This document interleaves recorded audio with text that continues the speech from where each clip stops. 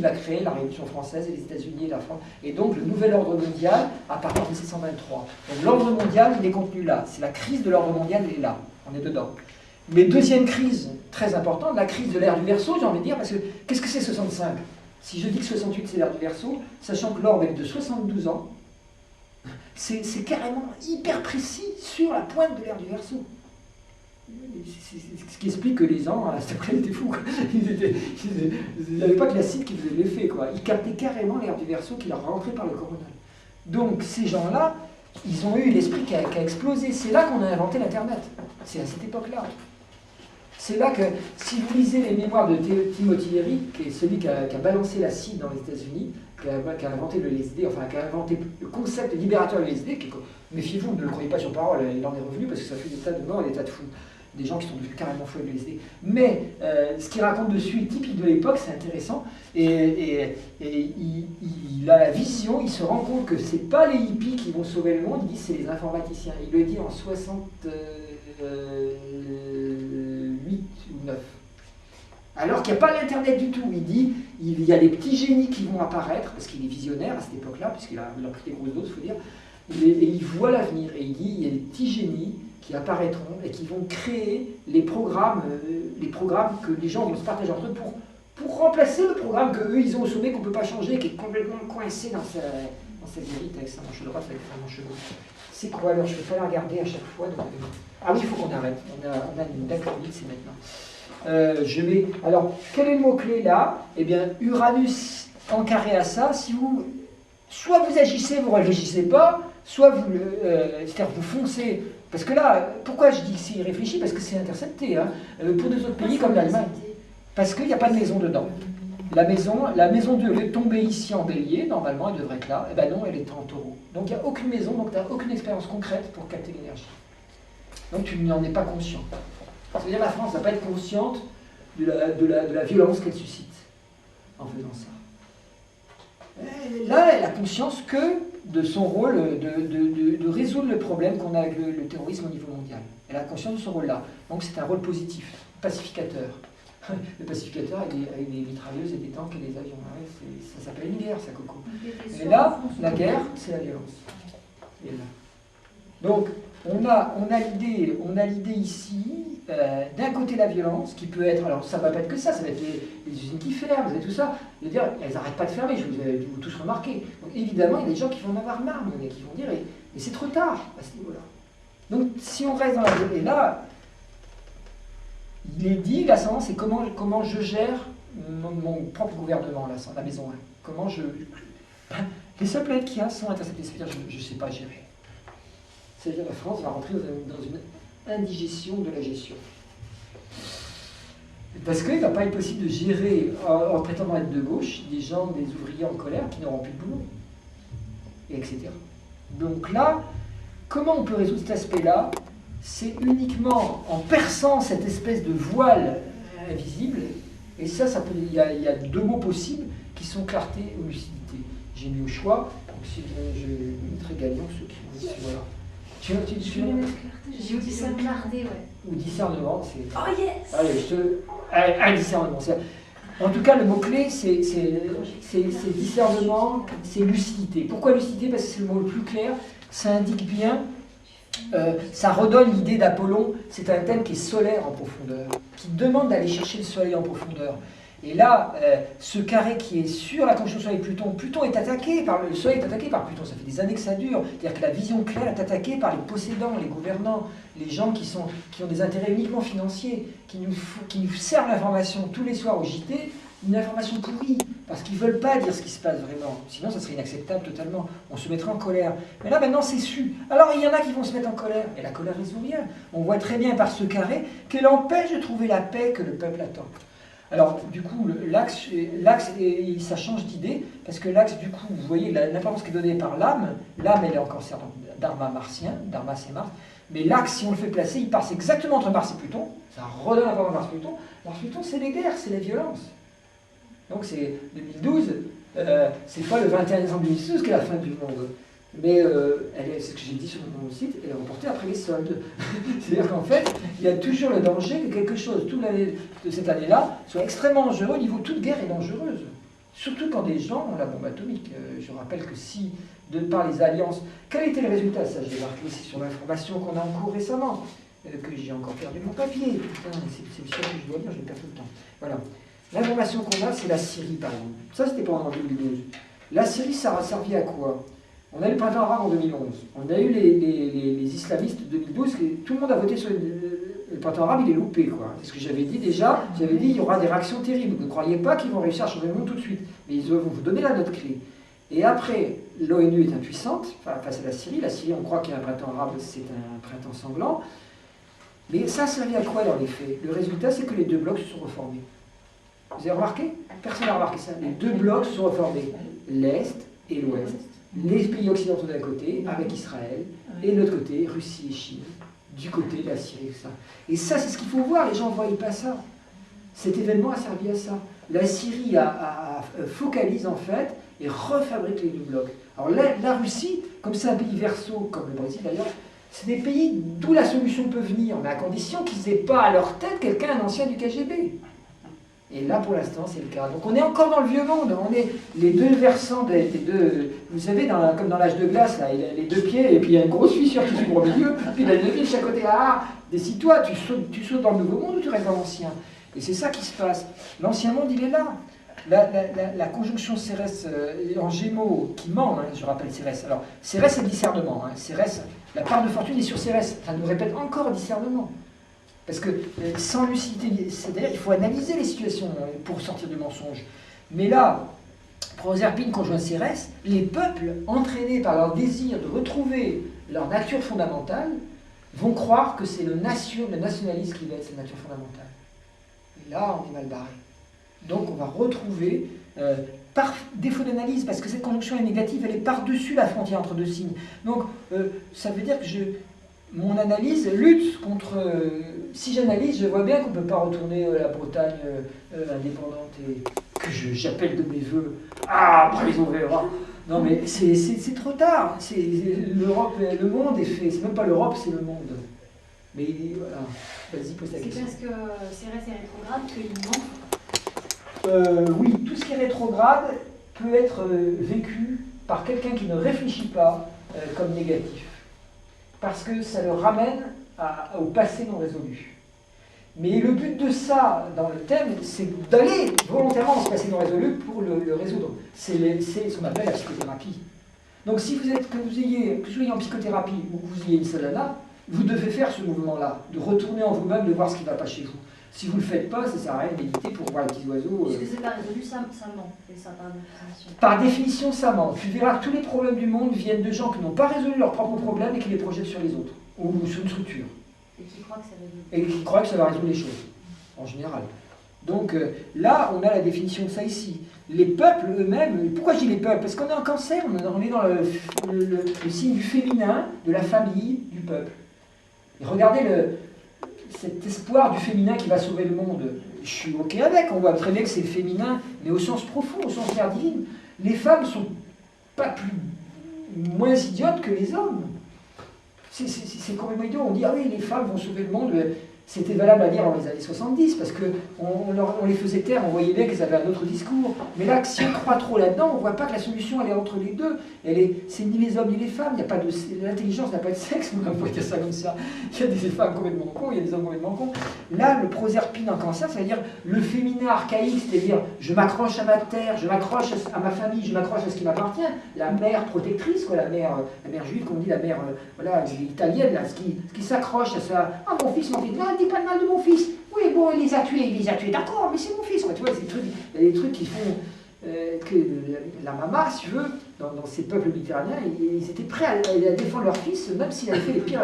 La maman Al Capone, elle pleurait parce que son fils, ils vont tuer mon fils, et il a fait que du bien. Et il a été embêté par les voyous autour de lui, c'est tout. Et il fallait bien qu'il le tue. Voilà.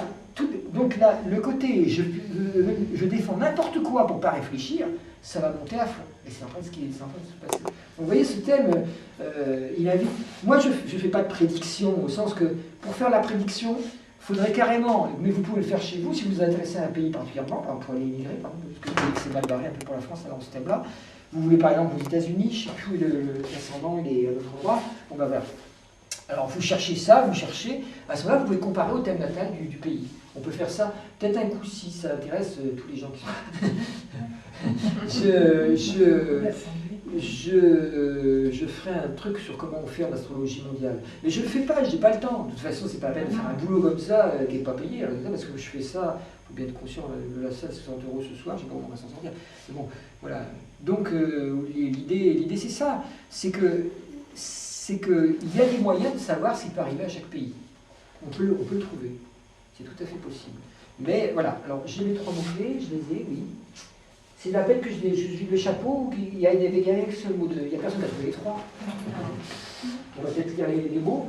Qu'est-ce que j'ai pas fait encore? C'est bon, hein, j'ai à peu près le tour de la maison. Alors ça, rappelez-vous que pendant la conjonction, c'est l'invention de l'Internet, donc l'informatique, et que c'est l'invention de la théorie, si on veut, de la liberté du peuple par rapport à tous les gouvernements. Les théories anarchistes changent de nature dans les années 60. Elles deviennent porteuses d'un autre message que celles qui étaient dans les années de la bande à Bono et tout ça. Je fais très conscient de ça. Donc il y a un rapport avec l'anarchie en tant que forme de pensée. Alors vous allez sur la ZAD, Notre-Dame, vous allez comprendre. Il y a des anarchistes qui se mélangent avec des écolos. C'est la naissance de l'écologie aussi, parce que cette conjonction est liée en vierge. C'est la naissance de l'écologie politique. Elle est née très très tôt, l'écologie. Elle n'était pas vue comme mouvement politique, elle était vue comme mouvement scientifique. C'était un peu comme l'ethnologie, on étudiait en comparant la nature, comment fonctionne une société, en comparant les phénomènes naturels. Vous voyez les chaînes des espèces. Donc c'était un essai, une théorie qui a très bien fonctionné, on s'est aperçu qu'elle était fonctionnelle, et là on a inventé l'écologie politique derrière. Et l'un des principes principaux de l'écologie politique, c'était la non-centralisation. Plus un système est centralisé, plus il est dangereux. Plus un système décentralisé qui fonctionne en réseau, plus il est solide. C'est l'idée principale de l'écologie qui est trahie par tous les écologistes qui veulent faire des partis centralisés. Donc on marche sur la tête. C'est la seule idée centrale. C'est pas mettre des pelouses autour des centrales nucléaires avec des jeux bizarres. Bon. L'écologie, c'est vraiment ça. Tout ce qui est centralisé fragilise l'ensemble. C'est intéressant. Hein. C'est une idée novatrice par rapport à ce qui s'est fait, par rapport au phénomène de centralisation obligatoire qui avait lieu avant. Et qui était nécessaire. Hein. Il fallait centraliser les gouvernements pour faire les nations. Et on arrive à un stade où, au contraire, il faut apprendre à redonner du pouvoir en réseau. En n'enlevant pas forcément les structures centrales qui sont nécessaires, mais en les remettant en question par des leviers démocratiques. C'est l'énergie féminine. C'est l'énergie féminine, tout à fait. La centralisation est plus masculine, alors que la décentralisation est plus féminine aussi. C'est vrai. C'est l'un des aspects intéressants du féminin. Il faut voir qu'il y a du négatif ou du positif de chaque côté. C'est inversé, c'est tout. Il faut voir à quel moment c'est intéressant. Là, par exemple, on voit bien que l'âme de l'année, il faut se servir de masculin en face, il faut réagir. On a si vous menez le thème au niveau du monde entier, ça fait l'ascendant, il est là, en cancer, et le descendant Mars-Pluton, bah oui, il y a des gens qui veulent vivre paisible avec Proserpine, et ils sont attaqués par qui? Par tous les terroristes. Ceux en cravate ou ceux qui ont des tchétchens, comment ça s'appelle. Mais c'est le même genre, hein. C'est des gens qui n'ont aucune responsabilité de la vie humaine, et qui, que ce soit en fermant des usines parce que c'est moins cher ailleurs, des gens qui abusent de leur pouvoir, ou des terroristes, alors évidemment, il y en a qui ont l'air plus dangereux que d'autres. Celui qui a une grosse Kalachnikov qui joue avec en crânant en disant Akbar, évidemment, tu le passes à la télé, tu dis oh là là, j'ai pas envie d'être en face d'un fou comme ça. Quand il se présente avec une cravate qui dit oui, nous sommes obligés de restructurer totalement de manière les ressources humaines, il y en a qui font et que du coup il met 10 000 personnes dans la merde avec des gens qui vont vraiment être au bord du suicide et qui se suicident d'ailleurs très souvent, ou qui met tout en Chine, là où les travailleurs vont être exploités, et même se tuer au travail, pour que ce soit moins cher, sans que personne ne bronche, qui c'est le criminel. Voilà, donc il faut voir tout ça. Donc les peuples sont agressés par ça. On a été trop loin dans ce sens-là, beaucoup trop loin. À une époque, c'était rationnel de centraliser la production, par exemple. Maintenant, c'est devenu complètement irrationnel. On est dans l'étouffement de la société que les nantis ne voient pas, évidemment. Ils ne voient rien. Ils sont sur un volcan, assis tranquillement dessus. Ils ne voient pas que les gens en dessous étouffent et qu'ils vont bientôt péter. Et donc là, et ça nous met, ce que j'avais vu, je me disais, c'est bizarre, je ne trouvais rien, puis j'avais trouvé quelque chose pourtant. Ben oui, on le voit, et l'autre axe, il est sur la lune Bacchus. Donc, résultat de l'année, au niveau de l'âme du monde, on va vers la violence. Les peuples vont se mettre en colère, quoi, partout. Ça, c'est pas très sympa comme aspect. C'est-à-dire qu'ils vont se mettre en colère d'un côté contre l'ordre, c'est-à-dire qu'ils vont plus avoir l'idée que leur gouvernement puisse leur apporter quoi que ce soit de bien. Parce qu'il y a eu trop de mensonges. D'où le mot-clé honnêteté, lucidité pour voir ces mensonges, et puis le troisième mot, je sais plus, j'ai dit responsabilité. Voilà. Responsabilité, ça c'est du côté du peuple. Il faut se mettre aussi à la place des gouvernants et voir qu'ils ne peuvent rien du tout. Mais qui peut alors? C'est là qu'il ne faut pas se mourer. C'est vous qui pouvez, quand vous donnez votre billet de 10 € au supermarché, c'est là que vous avez le pouvoir. Et ça, il faut que ça circule partout en réseau. Si vous donnez votre argent à un supermarché parce que le bio c'est trop cher, et même dans le bio, maintenant c'est racheté par les supermarchés. Alors vous dites aux gens, écoutez, ce que vous faites là c'est pas éthique, moi je vais aller au truc bio à côté. Plus vous direz aux gens, même si vous ne le faites pas, des fois je le dis mais je ne le fais pas parce que je ne peux pas, parce que c'est à côté de chez moi, j'ai pas le temps, et on le dit. Plus vous dites, ah ben vous faites ça maintenant, c'est pas éthique, ben du coup je vais plus venir chez vous comme ça fait bouger les choses. Les gens parlent plus, ils poussent leur caddie, ils parlent plus, ils disent plus rien. Ou alors ils ne s'adressent pas aux bonnes personnes, ils vont engueuler la caissière, la pauvre, qui a rien à foutre, qui ne va pas ramener ça le soir, elle ne va pas remonter ça, vous dit que Simon Le Maire avec son écologie. Non, il faut dire, je veux voir responsable là-dessus, pourquoi vous avez plus ce produit-là, pourquoi vous le remplacez par ce produit-là, alors que ce produit... Je voudrais qu'il faut suivre par rapport à la... Oui, parce que le carré, ah oui, ça j'ai oublié d'expliquer, le carré agit comme le carré Uranus-Pluton agit comme une obligation de mettre en route ce qui a été conçu au moment de la conjonction. Ce qui a été conçu à la conjonction, c'est l'idée par des hippies, des freaks, des hippies, de créer un Internet mondial. Ce qui n'était pas le but de l'armée qui voulait réserver l'Internet à une meilleure efficacité des relations interarmées, pour éviter de se faire péter la tronche avec la bombe. Je rappelle qu'en 1962, on a tous failli exploser. Regardez le film Dr Folamour. Tous les éléments dans Dr Folamour sont réels. Et quand la CIA s'en est rendu compte, ils ont complètement paniqué, ils ont voulu interdire le film pour pas que les terroristes le voient, parce qu'un terroriste qui aurait appliqué exactement la recette qu'il y avait dans Dr Folamour, il aurait remporté le cocotier. C'est-à-dire qu'il faisait péter la planète, à lui tout seul, sans aucun problème. Donc ils ont rectifié les mesures d'urgence en urgence après avoir vu le film. C'était l'horreur. Donc c'est là qu'ils se sont rendus compte qu'ils ont créé l'Internet. Ils ont dit, si on a un réseau international, mondial, de communication qui vont très vite, on évitera ce genre de problème. Et ils l'ont inventé, et il y a des hippies qui bossaient, parce que les hippies, il y en avait partout, y compris la Suisse, ont dit, mais attends, l'être humain est divin. Et ils pouvaient être militaires, ils pouvaient être profs, ils pouvaient être n'importe quoi. Même et c'est là ils se sont dit, waouh, ça va être l'outil. Et donc ils ont décidé de faire passer la communication comme ça, par le réseau. Là c'est devenu Internet. Et ils ont du mal parce que c'était réservé, c'était bloqué pour l'armée. Après, les ordinateurs étaient trop gros, ils ont bossé comme des dingues pour les diminuer, mais toujours avec le but toujours fixé. Il faut que les gens aient tous ça chez eux, tranquilles, qu'ils sachent s'en servir et que ça devienne un moyen d'arrêter le blocage de l'information par des pouvoirs menteurs. Et là, c'est le moment. C'est le moment. On est à l'heure où il faut déclencher ce réseau de résistance par Internet. Évidemment, ils ont pris des mesures pour l'empêcher. Uranus-Pluton ou... Uranus-Pluton dont je parle, c'est ce carré-là. Il est très important. Mais évidemment, il est très violent. Il est très violent. Le risque est grand, avec deux planètes qui sont très sèches et très, très violentes. Uranus, c'est une planète de feu, contrairement aux gens qui croient que c'est une planète d'air, c'est une planète de feu. Pluton, c'est une planète de feu et de terre. Feu et air pour Uranus, feu et terre pour Pluton, en gros.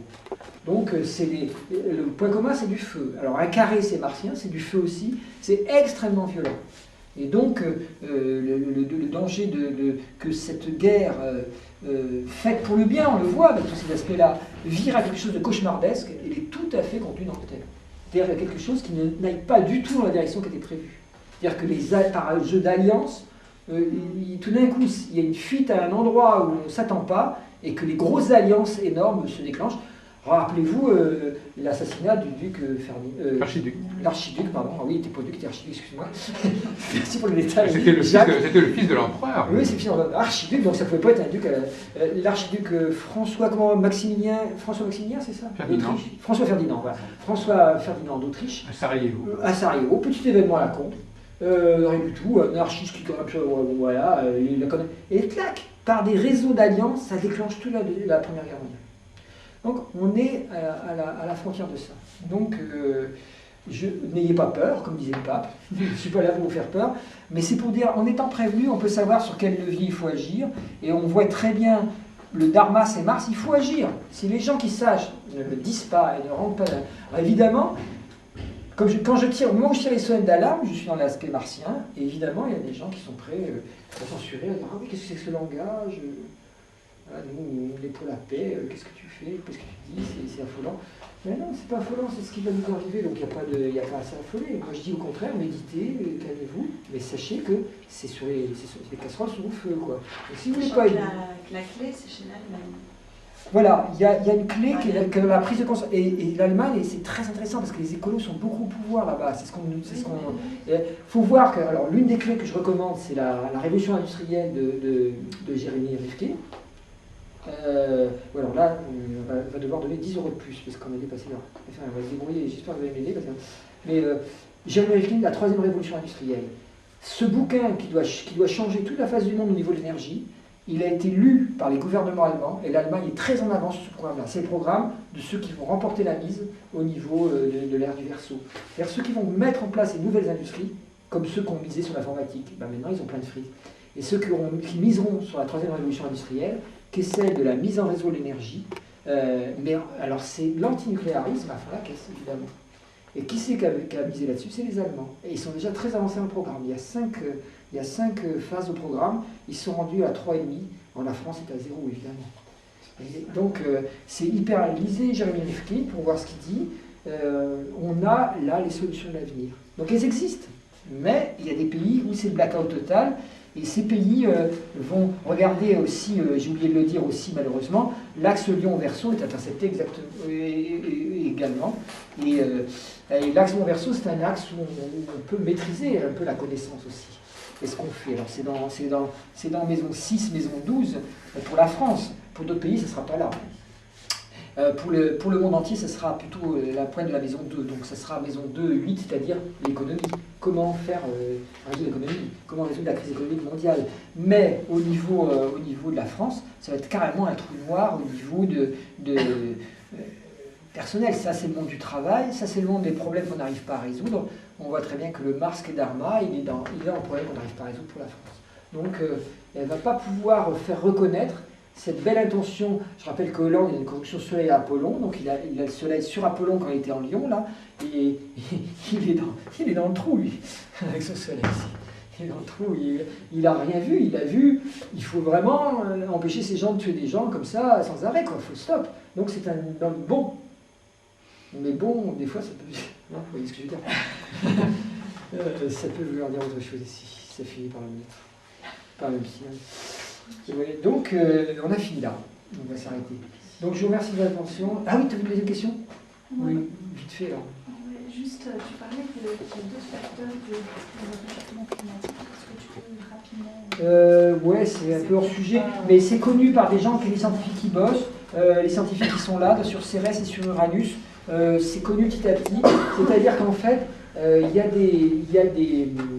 n'y a pas que le CO2. Alors déjà, le CO2, c'est pas la clé.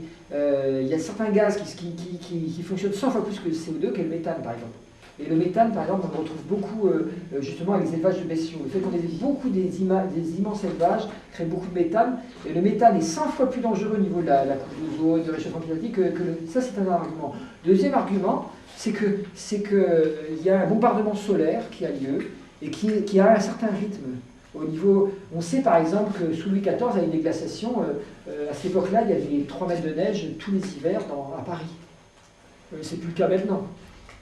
Alors, les climats changent selon les rythmes. Ces rythmes, ils sont liés à des bombardements de photons. Et on est dans une phase comme ça. Donc, alors évidemment, si vous rajoutez dessus des fabrications de chaleur en trop grande quantité par le CO2, ça aide pas. Mais cette phase-là a commencé, si ça se trouve, c'est elle qui nous met en danger. Et tout le système solaire est en train de se réchauffer. Il y a pas Du coup, voilà, c'est grâce à ça qu'on le voit. On a des repérages en astronomie, on a vu, par exemple, je ne sais plus si c'est sur Mars ou sur Uranus, ils ont vu une calotte glaciaire qui est fondue aussi. Donc c'est pas l'activité humaine, puisque l'activité humaine n'a pas été sur Uranus. Il y a l'une des calottes glaciaires de l'une planète, je crois que c'est Mars, qui est en train de fondre. Donc c'est pas lié. Alors attention, cet argument peut être récupéré par les réactionnaires, là, les fameux réactionnaires qui sont là, qui eux vont dire « Ah bah oui, tout est faux ». Non, c'est pas faux. Au contraire, c'est encore plus grave. Ça veut dire que puisqu'on va dans une période de réchauffement due au tout ça, il faut absolument produire des effets au niveau collectif qui vont à l'inverse de ça et non pas en rajouter. parce que sinon on va vers un réchauffement qui ne sera pas celui calculé par centimètre, mais il sera 2 fois pire. Donc c'est pas du tout un argument qui annule, c'est un argument qui dit, mais qui annule par exemple l'importance du CO2. Alors j'ai des doutes sur qui est-ce qui veut défendre que ce soit le CO2 à la place du méthane. Il y a sûrement des lobbies derrière, des lobbies de la viande, parce que sinon le CO2 c'est un produit très naturel en soi, le méthane aussi d'ailleurs, mais les quantités de CO2 ne sont pas si graves que ça. Par contre les quantités de méthane sont anormales. Si on compte 5-6 animaux par tête de pipe, pour nourrir les gens qui mangent de la viande, pas les autres, 5-6 animaux par an par tête de pipe, on a une population mondiale qui est de 7 milliards d'humains, mais qui est à peu près d'environ 40 milliards d'êtres humains à sang chaud, ce que la planète ne peut pas supporter. Donc il faudrait beaucoup moins de bestiaux. Si les gens mangeaient de la viande raisonnablement, c'est-à-dire jamais plus d'une fois par semaine, et puis que tous ceux qui font la spiritualité se mettent au végétarisme, voire au végétalisme, parce que c'est pas dangereux, ça améliore la santé, que tous ceux, les malades qui veulent guérir, se mettent aussi au végétarisme, ben on aurait le problème mondial serait résolu définitivement, sans aucun problème. Même avec une population qui irait jusqu'à 12 milliards, on est tranquille. On n'en prend pas le chemin. Mais bon, voilà, c'était la bonne parole pour dire le réchauffement climatique, les secrets cachés qu'on ne vous dit pas, parce que si on le dit, le mouvement qui commençait à être positif de mettre de l'écologie un peu dans les gouvernements mondiaux, s'arrêterait tout de suite sous l'effet des lobbies. Ah mais puisque c'est pas ça, il n'y a qu'à tout arrêter et on recommence à polluer comme avant. Donc c'est des trucs, c'est des secrets de polichinelle, mais on commence à savoir qu'effectivement, il n'y a pas que le CO2, c'est aussi le rayonnement photonique. Et donc on va aller parler dans le réchauffement global. Donc les déserts vont augmenter, donc le Sahel va augmenter, après ça va refroidir. Et il y aura de la vigne, Après ça va repartir dans l'autre sens. Ça va repartir dans l'autre sens, mais dans 3 siècles à peu près. C'est des grands cycles qui font à peu près 3-4 siècles, donc ils sont très très lents. C'est des bombardements photoniques suivant l'endroit où est le soleil par rapport dans la Voie lactée elle-même. L'endroit que traverse le soleil par rapport à la Voie lactée, c'est ça qui fait ça. Voilà, il y a plus ou moins de poussière cosmique en route. Voilà, on a fini avec ça, et bien on arrête. Merci les amis.